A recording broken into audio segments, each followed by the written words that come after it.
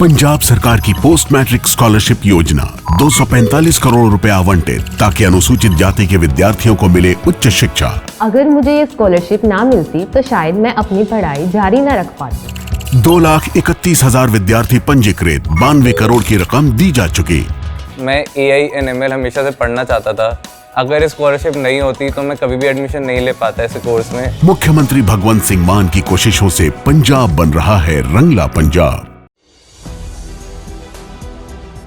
4 PM news network में दोस्तों आपका स्वागत है। मैं हूं आपके साथ राशिद ज़हीर।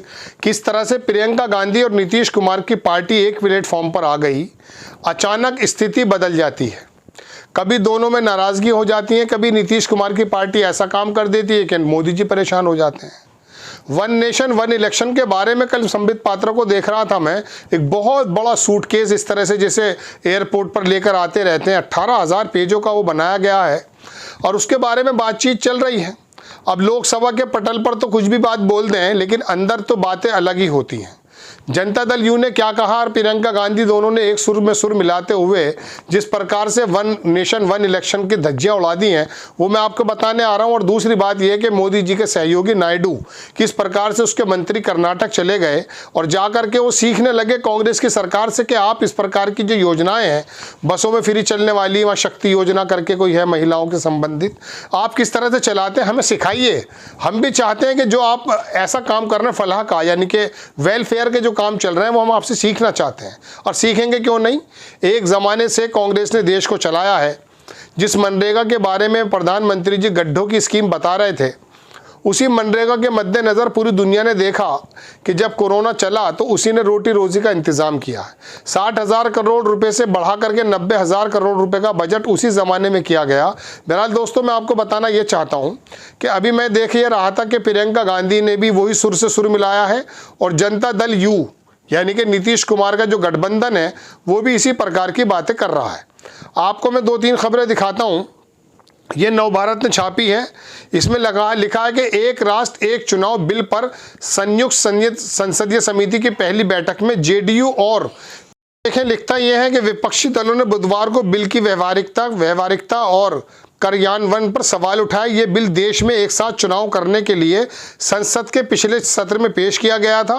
विपक्षी दलों ने सदस्यों ने बिल की संवैधानिकता और संघवाद के मुद्दों को उठाया है। इसके आगे लिखते दोस्तों यह है अखबार कि वन नेशन वन इलेक्शन, एक देश चुनाव बिल पर बीजेपी का दोस्त भी साथ नहीं। ये है बात बताने की जो मैं आपको बताने के लिए हाजिर हुआ था। JPC की बैठक में विपक्ष के साथ उठाए सवाल। JDU और विपक्षी दलों ने एक राष्ट्र एक चुनाव बिल पर पहली बैठक में इसकी संवैधानिकता और संघवाद पर सवाल उठाए। JDU ने बार बार सरकार गिराने पर खर्च को लेकर चिंता जताई। प्रस्तावित बिल 1957 से प्रक्रिया में है। विपक्षी दल संविधान और संघीय संरचना के खिलाफ मानते हैं। मैं आपको वो भी दिखाना चाहता हूं कि सूत्रों के हवाले से NDTV की रिपोर्ट में कहा गया कि प्रियंका गांधी ने संयुक्त संसदीय समिति से पूछा कि क्या लोकसभा और राज्यसभा विधानसभाओं का चुनाव एक साथ कराना आर्थिक रूप से व्यवहारिक होगा और अगर हाँ तो इस देशव्यापी महाअभियान पर कितना खर्च होगा। कांग्रेस सांसद ने यह भी पूछा कि देश भर में एक साथ लोकसभा और विधानसभा चुनाव कराने के लिए कितने इलेक्ट्रॉनिक वोटिंग मशीन की जरूरत पड़ेगी। इसी तरह के सवाल दरअसल JDU ने भी किए। अब प्रियंका गांधी और JDU अगर एक साथ आ गई तो क्या मैं ये खबर बताना शुरू कर दूं कि सरकार गिर जाएगी दोनों की? नहीं, ऐसा नहीं है। मैं बताना ये चाहता हूं कि सब कुछ सही नहीं है। बीजेपी अगर ये सोचती है कि उसके साथ विपक्षी दल हैं वो अपनी जबान को बंद करके रखेंगे तो लोकसभा में जब बातें होती हैं तो वहां तो संभव है आपका साथ दिया जाए, लेकिन जब JPC की और अलग संसदीय समिति बैठती हैं वहां पर तो हर दल अपना बिल्कुल इंडिपेंडेंट होता है, अपनी बात बता सकता है। इसी तरह से जनता दल जो पिछले दिनों आपने देखा होगा मुस्लिम के कुछ महिलाओं के मुद्दे थे गालिबन, उस पर जो है लल्लन सिंह आते रहे और आके बताते रहे कि नहीं हम तो BJP का साथ दे रहे हैं। यहाँ पर उनका इख्तलाफात हैं और बात है भी हकीकत। आप एक ही झटके में पूरे देश के चुनाव जीत लेना चाहते हैं, जिस तरह से भी आप जीतेंगे वो तो आप जाने, लेकिन बहरहाल कहीं कहीं अगर सरकारें गिर जाती हैं, कोई घटक दल हट जाते हैं या पार्टी टूट जाती है, उस सूरत में क्या पूरे देश में चुनाव होगा। लेकिन बहरहाल दोस्तों एक खबर तो है ये दूसरी खबर यह है कि चंद्रबाबू के नायडू के जो मिनिस्टर हैं, ट्रांसपोर्ट मिनिस्टर, वो कर्नाटक पहुंचे और कर्नाटक में उन्होंने सिद्धारमैया सरकार के मंत्रियों से पूछा कि आप किस प्रकार से इन योजनाओं का जो है क्रियान्वयन कर देते हैं, कैसे बजट निकाल लेते हैं, कैसे पैसा निकाल लेते हैं, इसके बारे में हमें सिखाइए।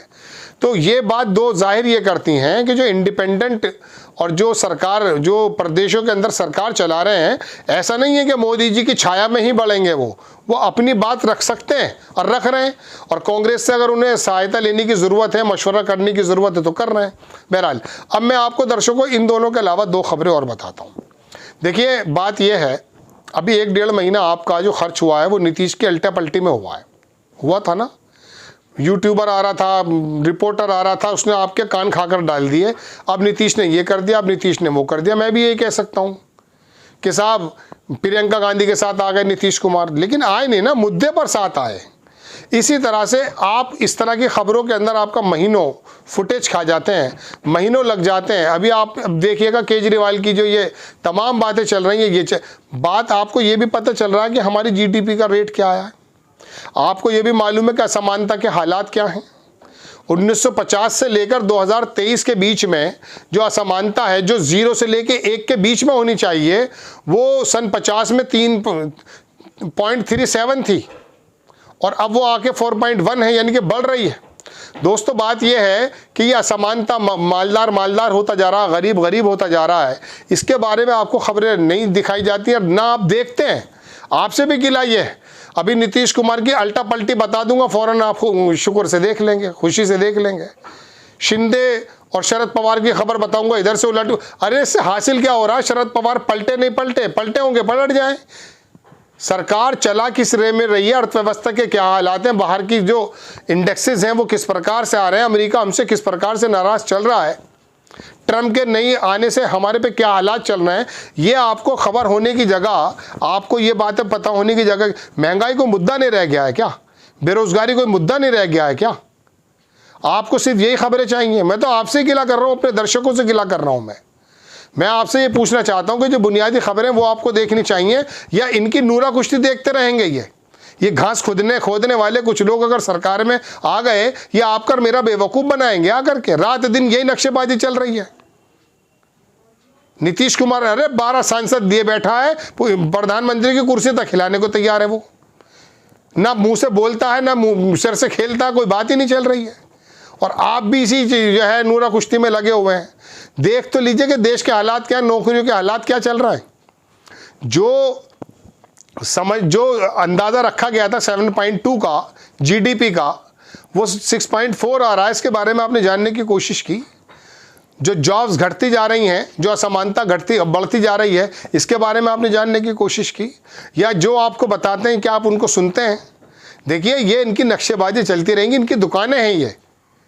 हमें तो सिर्फ इतना देखना कि मजबूरी, हमें एक ड्राइवर चाहिए बस को चलाने के लिए, गाड़ी को चलाने के लिए। इसमें जो भी ड्राइवर ठीक ठाक मिल जाए उसके बारे में हम बात भी कर लेते हैं, लेकिन इसका मतलब ये नहीं कि बस का मालिक वो हो जाएगा। बस की जो व्यवस्था है, बस की जो तमाम की तमाम पोजीशन है, उसको तो देखना हमें। हमारा देश बिल्कुल इसी प्रकार का है। बहरहाल दोस्तों, दो बड़ी खबरें तो मैंने आपको बताई, वन नेशन वन इलेक्शन के बारे में, कि इसके बारे में जनता दल यूके जी ख्याल भी वही है जो प्रियंका गांधी के हैं, कांग्रेस के हैं, और होने चाहिए। चूँकि धीरे धीरे तमाम लोगों के जो इनके खिलाफ आवाज़ें आती हैं उसको घटाने के, उसको जो है ख़त्म करने के मूड में। वन नेशन वन इलेक्शन के माध्यम से अगर एक बार इलेक्शन ये जीत जाते हैं तो क्या अंदाज़ा है कि पुतिन जैसा मामला बन जाए भारत में। आपको चेताना, आपको बताना तो हमारी जिम्मेदारी है ना। खैर, आपको खबर कैसी लगी अपनी राय कमेंट्स बॉक्स में ज़रूर दीजिए। चैनल को सब्सक्राइब कीजिए, शेयर कीजिए। नेक्स्ट टाइम मैं किसी खबर के साथ हाजिर हो जाता हूँ। जय हिंद।